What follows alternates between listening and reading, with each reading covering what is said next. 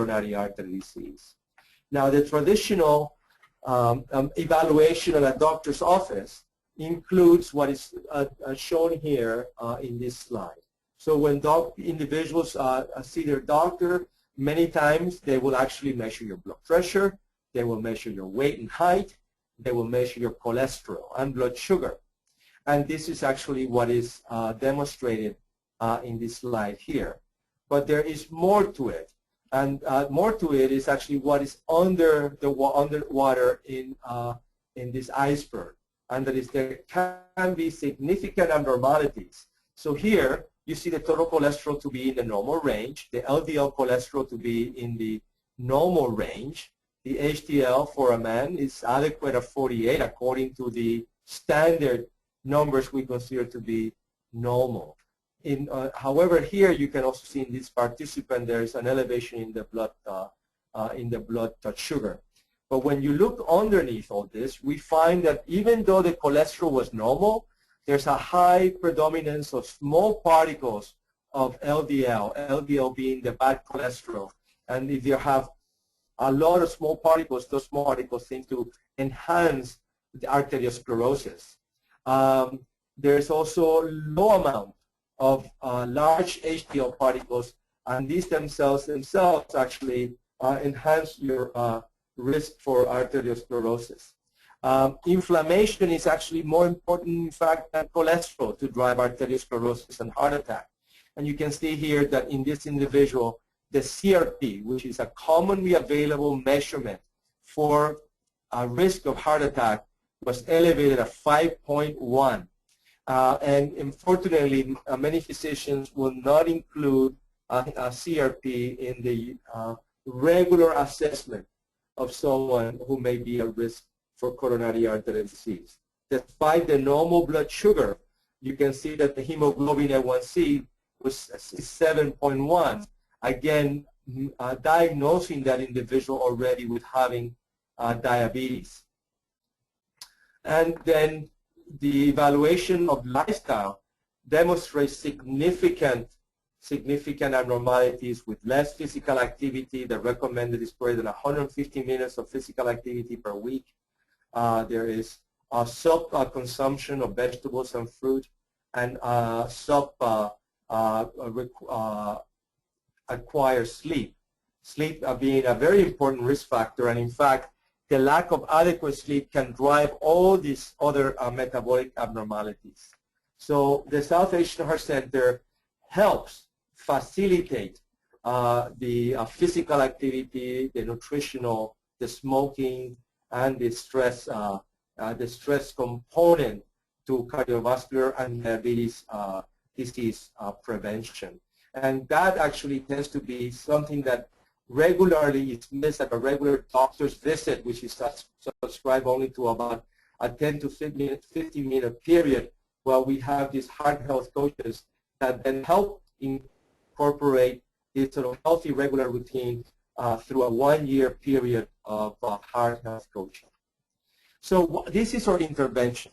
Our intervention, the acronym is MEDS, which stands for meditation for risk reduction due to stress. We now know that psychosocial stress accounts for 32% of heart attacks.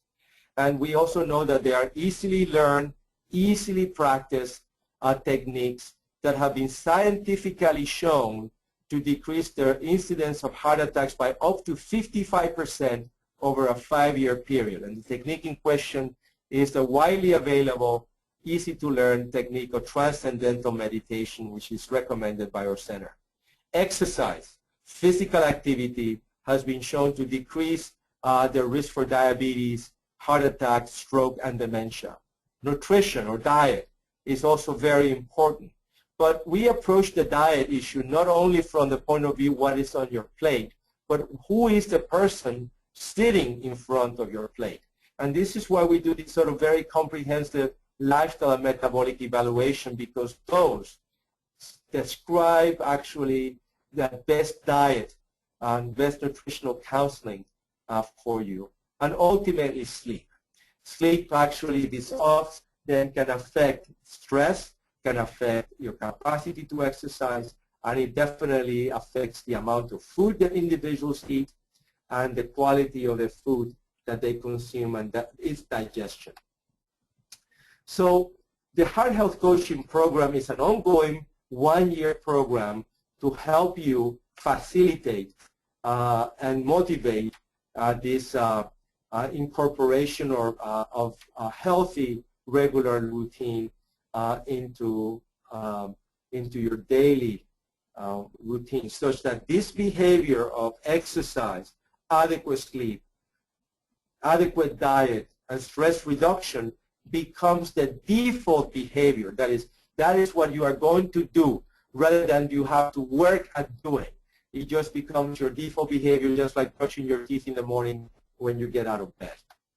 The way we do this is a trinity of the participant. That is the South Asian Heart Center, and the primary care healthcare provider for that participant. And this partnership between these three sort of helps facilitate deployment of the MEDS, the Aim to Prevent and MEDS program. So what is the science behind our MEDS program? What is the science that is associated, that describes the factors associated with enhanced longevity and successful aging? So the therapeutic lifestyle changes are actually very simple. But before we go over them, I just want to sort of point out to you how things tend to be synergistic and additive. And these are actually risk factors known to be associated with increased risk of heart attack and stroke and diabetes. Some of them are clinical, some of them are behavioral. So if someone smokes versus someone who does not smoke, that individual has a threefold increased risk of a heart attack. Someone with diabetes, as someone without diabetes, has a 2.4-fold higher risk of having a heart attack. Someone with hypertension versus someone without hypertension, a twofold increased risk. Someone who has an abnormal cholesterol to HDL ratio, as described by ApoB to ApoA, has a threefold increased risk of having a heart attack. Now, if you combine smoking, diabetes, and hypertension, your risk goes up 13 times. If you also add a bad cholesterol ratio, your risk of having a heart attack goes 42 times. If you are obese, it goes up 69 times. And if you add psychosocial stress,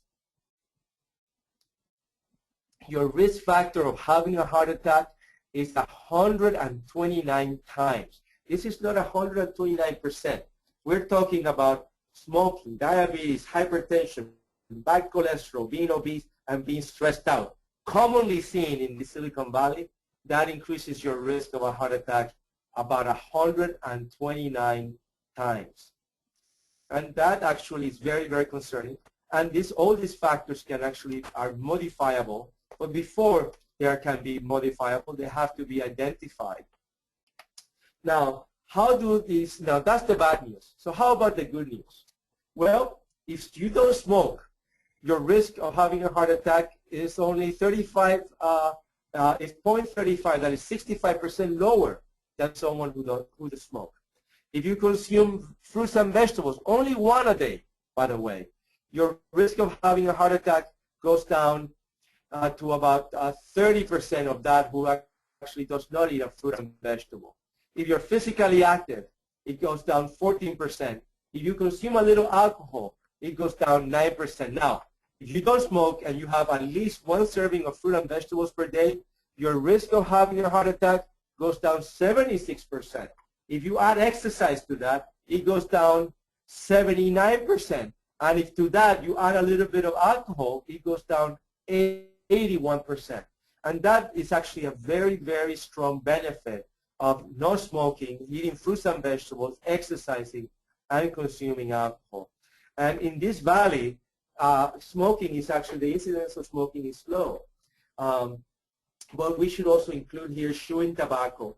And unfortunately, in other parts of where there is higher populations of South Asians, actually smoking is a significant risk factor tobacco becomes a significant risk factor. But the thing that actually to pay attention, at least to the population that we are addressing this webinar today, is the incorporation of exercise and fruits and vegetables in the diet. Now, this is all I want to say about tobacco. And tobacco is actually a killer. And there is actually no redeeming value to smoking. In fact, when someone says, hey, doc, I just smoke socially, well, it's impossible to smoke socially when you're actually entertaining an antisocial and anti-personal behavior. But if you smoke and you have a family history of heart disease, you should expect to live 15 years less than someone who actually does not smoke. Now, what can we do? Our changes in lifestyle, have they been shown to be of any benefit? Well, this slide does show that, particularly for diabetes.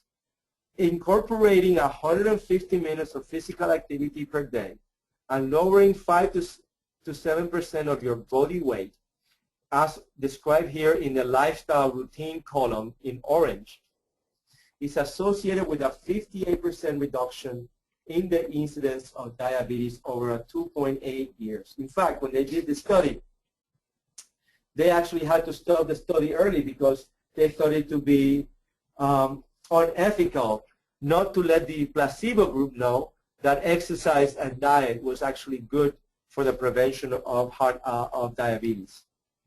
Now, this is the study in which we actually have advised you that you can decrease your risk of heart attack by 79%. And this is actually a study that was done on 20,721 men who had high cholesterol, who were actually without hypertension and high cholesterol. And what they found was that if they incorporated healthy lifestyle factors such as adequate weight, physical activity, not smoking, and a little bit of alcohol consumption, they were able to decrease the incidence of heart attack by 79% here in the blue. In the B, down here, this is actually 7,000 men with both high blood pressure and high cholesterol, and they were also able to demonstrate a significant risk of a heart attack and stroke. Heart attack in this 7,000 men as shown in this slide here with the 5 positive preventive risk factors such that even in the presence of hypertension and high cholesterol, eating fruits and vegetables, eating nuts, olive oil, being physically active, and not smoking, and having a little bit of wine actually tends to be cardioprotective. This is actually a beautiful slide sort of showing that and showing the effects of a healthy body weight, physical activity, no smoking, alcohol in moderation, and a healthy diet. Now, how about changing your ways in midlife? Let's say that all of a sudden you say, you know, I think I better incorporate this sort of healthy routine. Can I get any benefit from that? Well, that study was done. It was done in this country. But before we get to that study, let me sort of show you some data that sort of drives our MEDS program. And this is actually the Alameda study. In the Alameda study, they actually looked at 7,000 individuals who were observed over a 25-year period. And they identified 7 factors that were associated with enhanced longevity. And those 7 factors are adequate sleep, 7 to 8 hours per night, regular vigorous physical activity, maintaining a recommended weight, no smoking, none or moderate alcohol consumption, eating breakfast daily, and eating meals regularly and not snacking, such that if a 45-year-old man at the beginning of the study had 3 or fewer of these healthy habits, that individual was expected to live to the age of 67. But if that individual had 6 to 7 of these healthy factors, that individual was expected to live 11 years longer. So this is actually the magic number. Here is 11 years, but in most studies, it has been shown that you can add or subtract 12 years to your life expectancy, depending on the way you live. So let me repeat these 7 healthy factors. Adequate sleep, 7 to 8 hours. Regular vigorous physical activity, that is about 210 calories of exercise per day, or physical activity.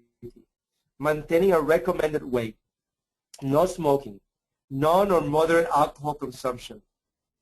Eating breakfast daily. Eating meals regularly and not snacking.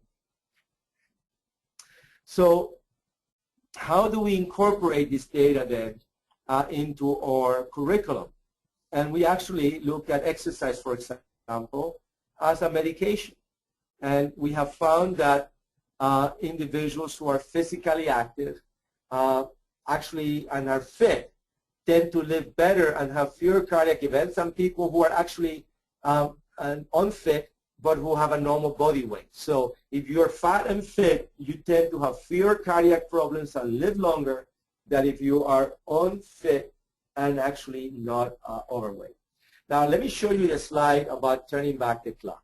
Here again, these are individuals who were evaluated for 4 simple healthy habits, lifestyle habits. These were more than 5 servings of 5 or more servings of fruit and vegetables per day.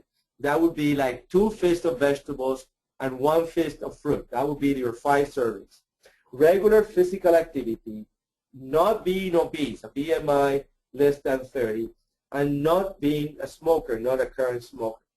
So unfortunately in America, only about 8.5% of the population meets those 4 criteria. The same is true in Europe. After 6 years of counseling, they were able to convert 8.4% of those individuals who did not meet those 4 criteria. And what happened over a 4-year period, there was a 40% all-cause mortality in those individuals who incorporated those 4 healthy routines, and a 35% relative risk reduction in cardiovascular events. And this happened over 4 years, which is actually pretty impressive.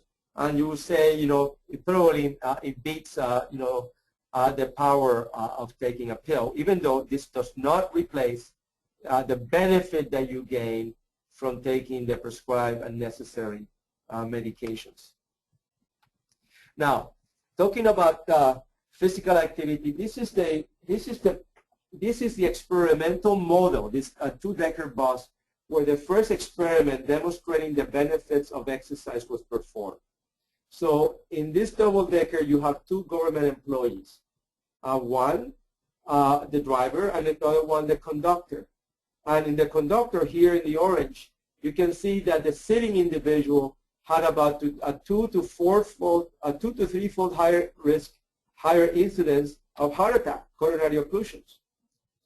And of those who had a heart attack, the drivers actually had a higher mortality within 3 days than the conductors. That mortality was 2-fold higher than the conductors who were going up and down that staircase, picking up the tickets of the individuals who were riding the bus. And this was actually published in 1953 and was the first indication of the health benefits of exercise. We talked about fitness and longevity, and a way of assessing fitness is actually metabolic units, or METs. And what we see in this slide is that those who had the highest achieved metabolic units on an exercise stress test also had the highest cumulative survival. And those who exercised less than 5 metabolic units had the lowest survival on years of follow. So again, demonstrating the health benefits of fitness.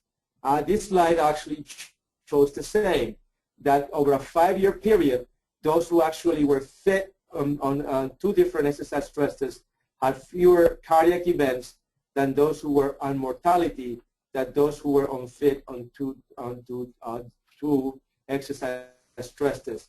The important one here is in the orange. Those who actually changed from being unfit to fit had having of their cardiovascular mortality. So for each minute that you increase on a maximal exercise stress test, you in fact enhance your survival by 8%. That is, if you go from 7 minutes to 8 minutes on a Bruce protocol treadmill, you will actually have become biologically younger about 8% over that 1 year differential. Now, this is just a funny slide showing that you can do this at home. People who actually developed a home-based exercise program tend to exercise longer and more than people who actually have to go to a gym or to require the need of a trainer to exercise. And these are sort of exercise facts, just sort of demonstrating what we just discussed. The last point here is really important, and that is there is great benefit to exercise. However, if after you exercise you have a very sedentary period, that is, you sit in front of a computer all day, you can cut in half the benefit of that exercise. There are other side effects or benefit effects of being physically active, and that is, if you're physically active, your children will probably also be physically active. And there is a very beautiful relationship between academic performance, both in the language arts in blue and in math, depending on the fitness zone achieved by that student. The fitter the student, the better they do in school, and the less they skip school. There is also a 38% to 50% incidence of dementia in those who exercise more than 3 or more times per week if you're over the age of 65. So more importantly than doing Sudoku and all those mental exercises that you hear on the public radio and television stations, being physically active, exercise, does more for your cognitive function, not only as an adult, but also for your children. So to have bright children, academically achieved children, is very important for them to be physically active and physically developed. Now, some people are actually allergic to exercise. The word exercise or physical activity sort of just brings just a terrible feeling. So if that is the case, then the best thing to do is to acquire a dog. Dog owners tend to be more physically active, and in fact, dog owners, 67% of dog owners meet the recommended 150 minutes of physical activity per week.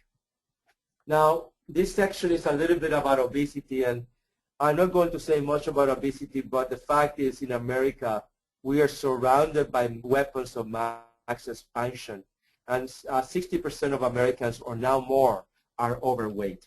And that actually has a significant public health consequence. Now, if you have any questions, please raise your hand or sort of send them over to Ashish Mathur, who is sort of co-piloting our conversation. So in Ayurveda, just like what Hippocrates said, he sort of, they stated at the time, let food be your medicine and medicine be your food. And there's actually nothing more true than that. And this is actually the fuel that we consume. We actually make sure that we add good fuel to our car. And this which we take in is actually is ultimately what becomes us. So it's actually really important to be mindful of what we eat and how we eat. So regarding this dinner versus diner, the digestive capacity of the individual is really very important. In allopathic medicine, we pay a lot of attention to what is on the plate. But if you're physically active and if you sleep well, you will actually digest better what you're putting in on your plate and in your mouth than if you're not. There are also genetic predispositions. The time and the routine in which food is being consumed is different if you have a meal at 6 p.m. than if you have a meal at midnight and then you go to sleep. That actually has a significant effect on how you digest your food. It's also, there's a relationship on how you group foods together and how then that food then gets digested and incorporated into your system. Sushruta, who is the father of surgery, an Ayurvedic physician, stated that eat at regular times as much as possible. Our bodies, including our digestive systems, thrive on regular routine. You'll be surprised on how good you feel by simply adopting this practice. Irregularity of diet brings about ill health.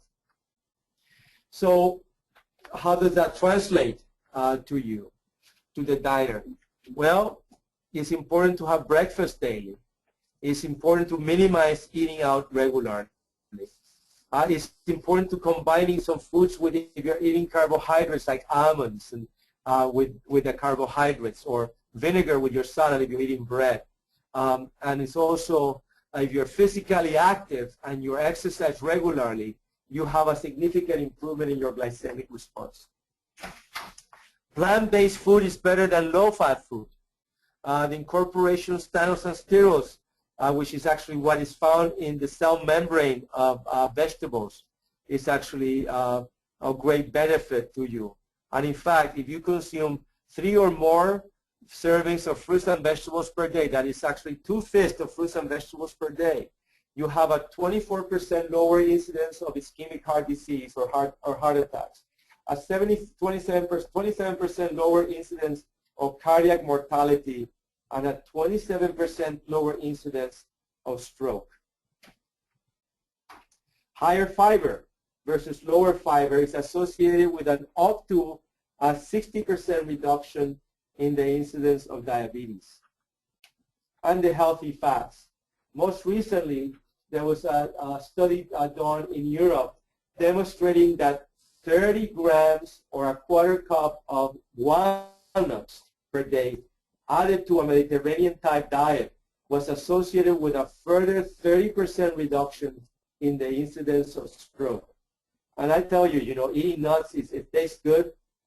It's part of your diet, as part of a healthy diet, and there's no sacrifice of eating nuts. Some of them can be dark chocolate covered, so you can also decrease your incidence of heart failure and congestive heart failure and hypertension by incorporating a little bit of dark chocolate with your nuts.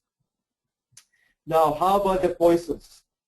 There is no question that soft drinks is poisonous to your system, even if diet soda replaces regular soda. So that if you consume 1 or more sweetened beverages per day, your risk of diabetes and abdominal obesity goes up 2-fold, even if it's actually a diet food. In fact, if they take the stool of individuals who drink diet drinks and feed it to rats, those rats will develop diabetes and obesity. Well, how about stress? Well, stress accounts for 32% of heart attacks. And it's very telling here because a lot of the psychosocial stress has to do with time and or amazing connection with the verdugo or the killer that we know as time. And talking about time, the lack of sleep. Sleep is actually very important, and it's actually the best antidote to sort of minimize the effect of demands and time-dependent hurrying. And for you to be fit, you need to get your 7 to 8 hours of sleep.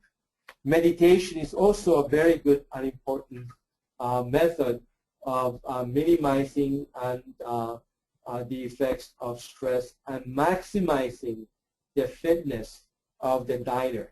That is, regular physical activity, adequate nutritional routine, adequate sleep, and incorporation of meditation leads to a maximally fit individual expected to live better and to live about 12 years longer. So if you expect to get all your Social Security money back, you need those 12 years. Now, there is a relationship between obesity and sleep. And in 1910, there was no television or radio in the USA, and electricity was not everywhere. And the typical American actually slept much more, slept 9 hours, and was thinner than today's American. By 1975, we had color television and we had Johnny Carson, and therefore people were staying awake and sleeping about 7.5 hours, and their BMI went up to 25. By 2005, we had the internet, and by then we actually cut down on our sleep to 6.8 hours, and we had great 24-hour, 7 days, 24-hour television, and the average BMI in America is now 27 in 2005, placing us in the overweight category. This slide is actually a very simple slide. We're not going to spend too much time on it. But what it shows is that the sweet time is to sleep 7 to 8 hours. That's where you have the lowest mortality. Once you start sleeping more than 9 hours or more, your mortality rate goes up. The same is true. This is true for coronary artery disease and diabetes. Regarding stress, people define stress differentially. We have actually decided to define stress two ways, physiologically and psychologically. And we define physiologic stress as resulting from the inability of the physiology to maintain balance, a steady state, and or homeostasis. We define psychosocial or psychological stress as the resulting from the absence of creativity when the individual or organization is challenged. So if you actually are presented with a problem and you can solve the problem or know the answer to the problem or have been educated so as to deal with the problem, then there's no psychological stress. So please, there's a differential between a challenge, which we don't consider stress, and the response to that challenge. Dealing with the challenge is not stressful. Being unable to successfully deal with the challenge then becomes psychosocial stress. The same is true with physiologic stress. If your physiology is able to maintain a steady state or homeostasis, if your heart rate is able to go back to normal, your skin resistance is able to go back to normal, then you actually do not accumulate physiologic stress. So I just wanted to sort of show you this slide again under PS over here, sort of demonstrating the effect of psychosocial stress in explaining heart attacks in the INTERHEART trial. So now we know stress to be a killer. What are we going to do about it? Where there's research demonstrating the health benefits of stress reduction.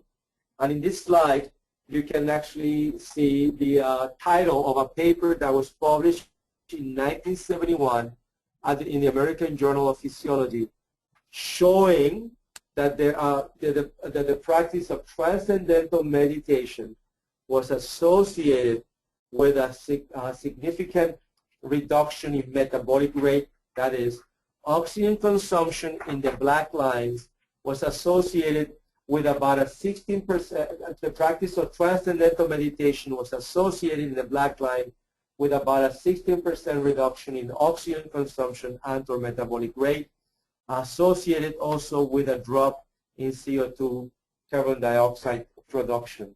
So that deep rest, as seen here in the blue, is what happens with the practice of 20 minutes of transcendental meditation.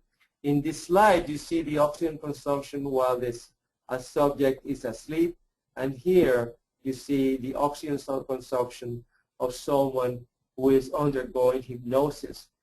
This slide sort of demonstrates the physiologic effect of transcendental meditation as defined by oxygen consumption. The result is that long-term practitioners of meditation are 12 years younger biologic than their chronologic age versus control group and short-term meditators who have been meditating less than 3 years. That then leads to decreased cardiovascular and all-cause mortality. This is a study done in Alameda County, followed over 8 years, individuals high risk with hypertension, demonstrating a 38% drop in all-cause and cardiovascular mortality when compared with progressive muscular relaxation and the control group. This is a study published in Circulation in November 2012, demonstrating a 55%, actually 47% drop at 5 years. 47% drop at 5 years in cardiovascular mortality, heart attacks, and stroke. In the green, in the meditation group, individuals with coronary artery disease versus the health education group. To the point where the American Heart Association has considered now Transcendental Meditation as an adequate technique for the initial treatment of hypertension. Now, this, I thank you for being attentive to our presentation today. So the take-home message is that there is actually great benefit to incorporating the MEDS curriculum, that is meditation, which is practiced twice a day for 20 minutes, physical activity, which should be regular, varied, and vigorous, 150 minutes per week, the incorporation of an adequate diet routine consisting of more greens than grains, and that's easily defined as 2 fistfuls of vegetables, 1 fistful of fruit, 12 nuts, and no soda, and sleep. That is the incorporation of a regular sleep of about 7 to 8 hours of sleep per night.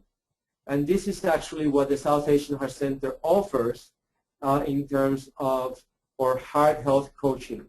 We help you facilitate this behavior so that it becomes your default behavior.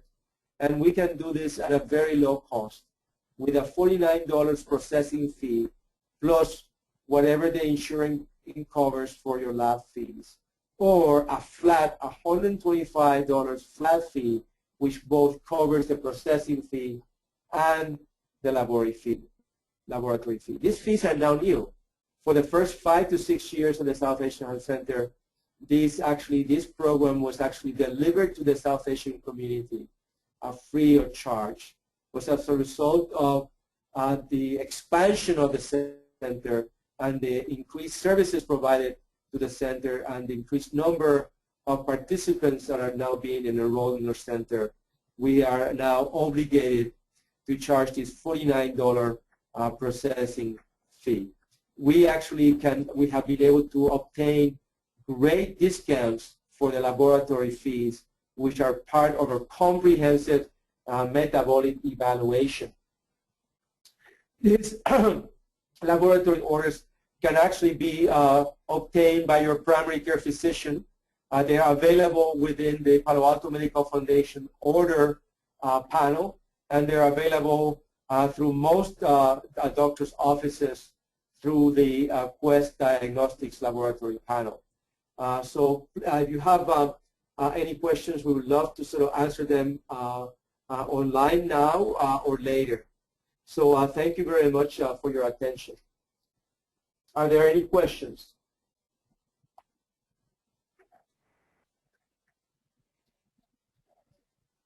If you do have any questions, please use the questions pane on your GoToMeeting application. You could do that through the questions, and I'm monitoring that, as well as through the chat interface.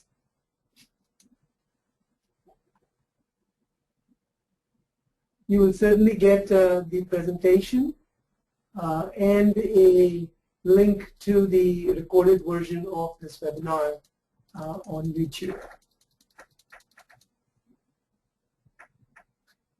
So the question from the audience is, if we are in Kaiser, are you in coordination with them? So the way it works for Kaiser individuals is that these tests are typically not done there, but you could get the program for the flat $125 fee, which a lot of Kaiser participants go through. So you could use that. A lot of physicians have started working with us at Kaiser as well, but usually the testing will be done outside of Kaiser, and then the results are sent to your physicians at Kaiser. Another question was, do all insurance providers participate? Quest Diagnostics, which is where we do the tests, are typically, most all insurance providers are in network with them. So, so that's most often covered. You're only responsible for your out-of-pocket expenses that are associated based on your contract or your company's contract with Quest. And that's typically, your deductibles and your co-payments. Another question is, how often do our counselors interact with participants? So in the Aim to Prevent program, in the assess phase, you kind of get your lab work done, you get your biometrics done, etc. When the results come back, you talk to our health educator who kind of goes over your results, reviews them with you, and creates a lifestyle plan for you and with you. Once that review is complete, then you start meeting with our lifestyle counselors, the most important one, of course, being our registered dietitian, who will go through understanding what you eat after you submit your food journal, and then will tailor the diet based on the test results to what you need to kind of do, and will follow up with you on that. And then the coaching team kind of kicks in. So then partner coach, if you choose to participate in the coaching program, will start connecting with you on a monthly basis if you're at high risk. You'll also meet with our personal trainer and with our meditation teacher.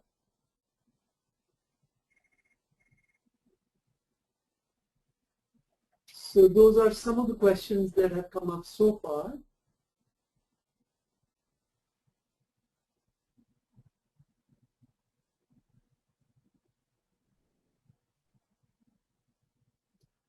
The other thing that I'd just like to talk about is that we have a very special event going on right now, which is the women's screening event. And so from now through May 10th, if women were to join our program, then they would only have to pay the $49 fee. We would take care of the lab work.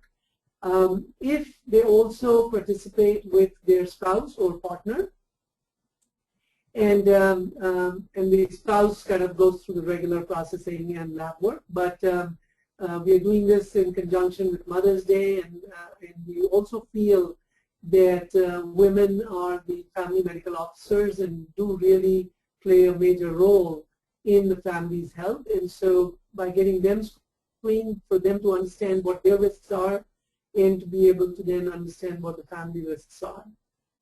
So through May 10th, if you join the program, then women are, we'll cover the lab work for women.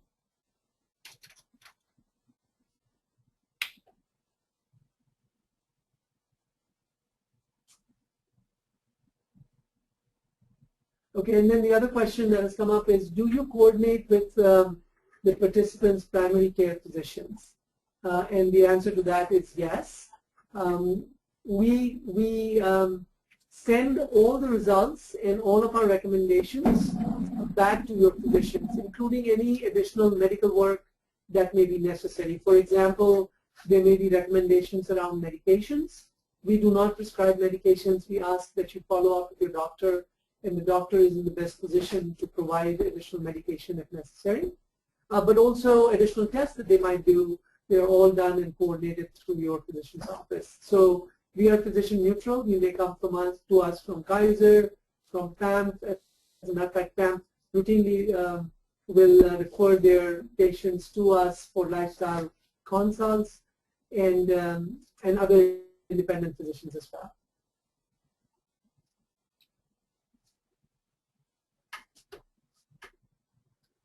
All right, if there are no other questions, we will end the webinar now. We hope that this is of benefit to you and that then you can utilize our program.